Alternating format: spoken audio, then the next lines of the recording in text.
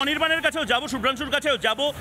ধর্ষণ তার মানে নর্মাল, তার মানে আদালত প্রমাণ করছে ধর্ষণ করা নর্মাল, খুন করা নর্মাল, অফিসে ধর্ষিতা হওয়া নর্মাল, অফিসে খুন হওয়া নর্মাল, অফিসে যাবজ্জীবন একের পর এক যেভাবে সঞ্জয়ের মতন পুলিশ হয়ে এই জিনিসগুলো করা যায়। তার মানে এক কথায় বিচারক যখন এই রায়টা ঘোষণা করেছেন, ময়ূক স্তম্ভিত করে দিয়েছেন আমাদেরকে। তার কারণ তিনি বলছেন এটা rarest of the rare crime নয়। তাহলে কোনটা বিরলতম? একজন চিকিৎসক রাত্রিবেলা নিজের অফিসে সারাদিন মানুষের সেবা করার পরে দু ঘন্টা একটু জিরিয়ে নিতে গেছিলেন, ঘুমিয়ে না, জিরিয়ে নিতে গেছিলেন। সে সময় তিনি আক্রান্ত হবেন, ধর্ষিত হবেন এবং খুন হবেন।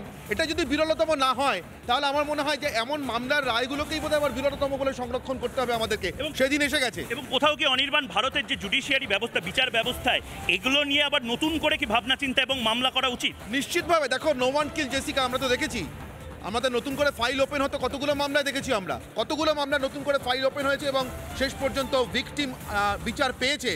আমার ধারণা এখানে তো বিচারের প্রক্রিয়া পুরোটা শেষ হয়নি। লোয়ার কোর্ট একেবারে নিম্ন আদালতে হয়েছে, এবার হাইকোর্ট আছে, সুপ্রিম কোর্ট আছে, কিন্তু হাইকোর্ট এবং সুপ্রিম কোর্ট থেকে এই মামলার কারেকশনাল রায় বের করে নিয়ে আসাটা আমাদের নাগরিক কর্তব্য।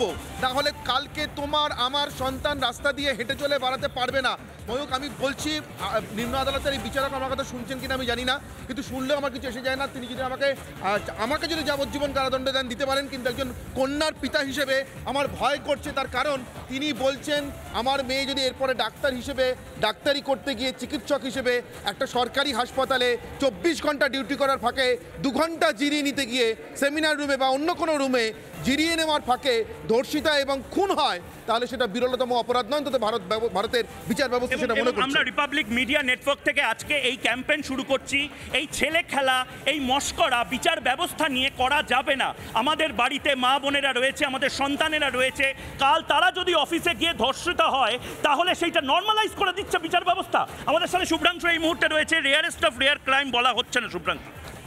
দেখো, মোদ্দা কথা, যদি এটা বিরলতম ঘটনা না হয়, যদি বিরল ঘটনা না হয়, পশ্চিমবঙ্গ আমাদের দেশের বিরল ঘটনা কোনটা?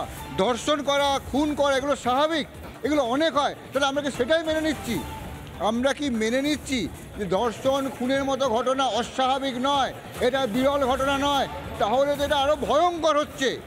যদি ধর্ষণ এবং খুনের ঘটনাকে আমরা বিরলতম না বলতে পারি, তাহলে এটা তো আমাদের যে আইন ব্যবস্থা সেই জায়গায় প্রশ্ন উঠে যাবে।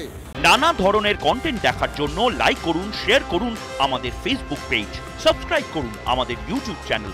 পাশাপাশি অন্যান্য ব্রেকিং নিউজের জন্য অবশ্যই চোখ রাখুন রিপাবলিক বাংলায়।